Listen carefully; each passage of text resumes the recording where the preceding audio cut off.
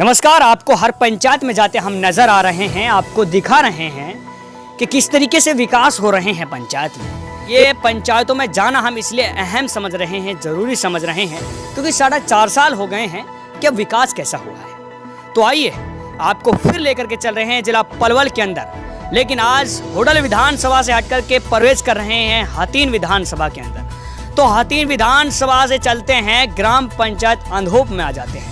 अब ग्राम पंचायत अंधोप में तो हमारे साथ सरपंच साहब मौजूद हैं। हम इनसे जानते हैं कि अपनी जिम्मेवारी को किस तरह देखा। सरपंच साहब होते हैं चलते इलेक्शन में दरअसल बड़े बड़े वादे होते हैं, पानी भी लाएंगे, सड़कें भी लाएंगे, सारे मुद्दे रख देते हैं, लेकिन सरपंच साहब की गद्दी पे बैठ जाते हैं, दरअसल पूरे वादे भूल जाते हैं। तो आज 4.5 साल हो गई हैं, सरपंच साहब मौजूद हैं, किस तरीके से विकास कार्य हुए हैं।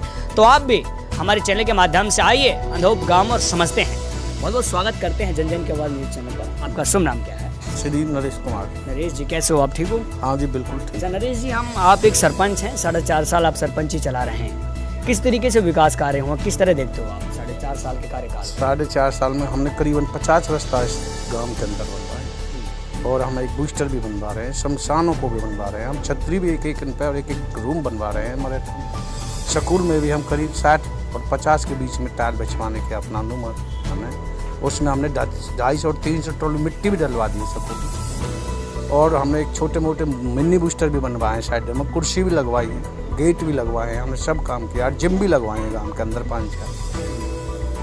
तो ये कार्यकाल क्या है? लगभग 4.5 साल आपको हो गई है, क्या आपका बचा कार्यकाल रह रहा है कि आप सोच रहे हैं कि ये भी अभी किया जाए? क्या रहे? बिल्कुल, जो हमारे हम में पैसे जो त्रुटियाँ जो रह रही हैं, हम अपने 6 महीने में ही इनको पूरा ही करके दिखा देंगे। जैसे कि क्या करने वाले हैं? जैसे ही भी हम आगे करने वाले हैं, कोई रास्ता, कोई भी XYZ रास्ता, कोई जंगल का है, कोई या किसी कोई प्रॉब्लम, पानी की प्रॉब्लम है, एक लाइन आ रही है बाईपास से, हम उसे भी निकालने की कोशिश में। हम आपके गांव से चल कर के आए हैं, हमने कई जगह देखा कि पानी भरा हुआ है। पानी के निकाल के लिए कोई रास्ता, कोई निकासी के लिए कोई नालियाँ, कुछ ऐसी त्रुटियाँ हैं जो PWD के अंदर आ रही हैं, जिनको हम पंचायत नहीं करा सकती।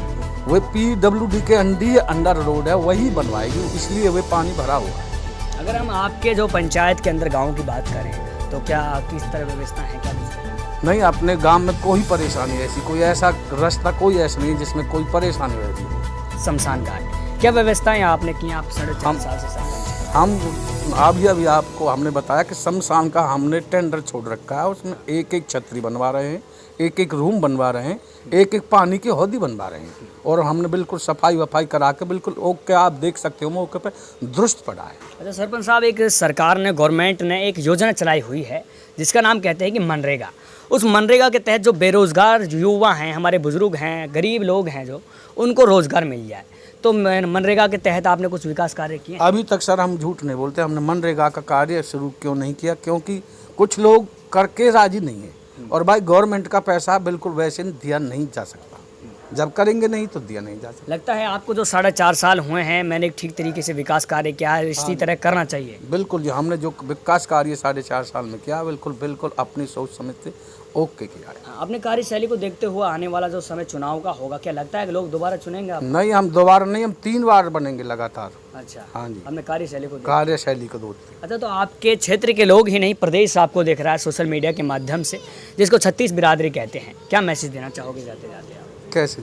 क्या मैसेज दोगे 36 बिरादरी को? आप एक गांव के मौजूदा व्यक्ति हैं, क्या कहेंगे? मौजूदा व्यक्ति, हम तो हर आदमी, हर वर्ग खुश है, कोई भी वर्ग हमसे परेशान नहीं, आने वाली पीढ़ी खुश है, और बड़े बूढ़े सब है। हमने मान सम्मान सभी लोगों का, बुजुर्गों का, सबको बराबर साथ लेके चले, हमें कोई दिक्कत नहीं। इलेक्शन हम 3 बार लगातार 3 बार हैट्रिक लगाएंगे। अच्छा, हाँ जी। देखिए, ये सरपंच साहब हैं, दावा कर रहे हैं कि एक बार नहीं 3 बार हम सरपंच बनेंगे। अब बनने के साथ में आप भी 4.5 साल के कार्यकाल को देख लीजिए, किस तरीके से विकास कार्य हुए हैं। लेकिन उससे पहले एक युवा हैं, एक और जनाब हैं। आपका शुभ नाम क्या है जी? महासुख आपका नाम है, आप यहीं इसी गांव से हैं? जी हाँ। अच्छा, आपकी काफ़ी उम्र मेरे को लग रही है, किस तरीके से विकास कार्य हुए हैं, क्या कहेंगे आप? देखो, विकास कार्य तो काफ़ी दिखाई दे रहे हैं जो हुए हैं।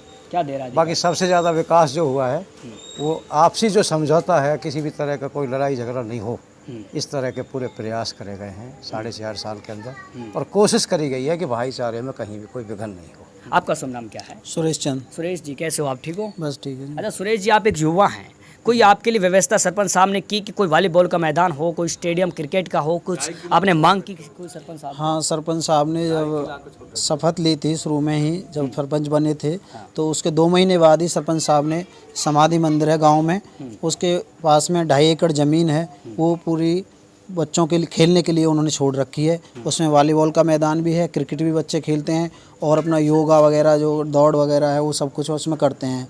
और अभी 4 जो जिम के सामान आए हैं गांव में, वो अलग अलग जगह पर रख दिए गए हैं बच्चों के लिए, कि ताकि वहाँ पे जिम कर सकें।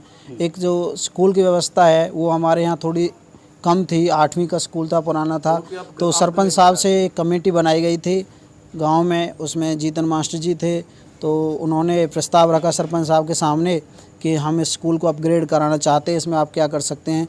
तो सरपंच साहब ने उसमें मिट्टी डलवाई और उसमें टाइलें बिछवाने का कार्य चल रहा है, पानी की सुविधा की गई है, उसमें पानी की दिक्कत थी, और उस फाइल को भी हमने सरपंच साहब के माध्यम से और माननीय जो हमारे विधायक जी उनके माध्यम से चंडीगढ़ उसको भेज दिया गया है, और वो भी जल्दी से हमारा स्कूल जो है अपग्रेड हो गया है +2 तक का लड़कियों के लिए। तो ये बहुत ही अच्छी व्यवस्था की है, क्योंकि सन 56 से शायद है वो 8वीं का ही स्कूल है, तो हमारे यहाँ बड़ी दिक्कत थी, तो सरपंच साहब के माध्यम से वो स्कूल जो है वो अपग्रेड हो गया और +2 का जो लड़कियों के लिए बहुत बड़ी सुविधा हुई है।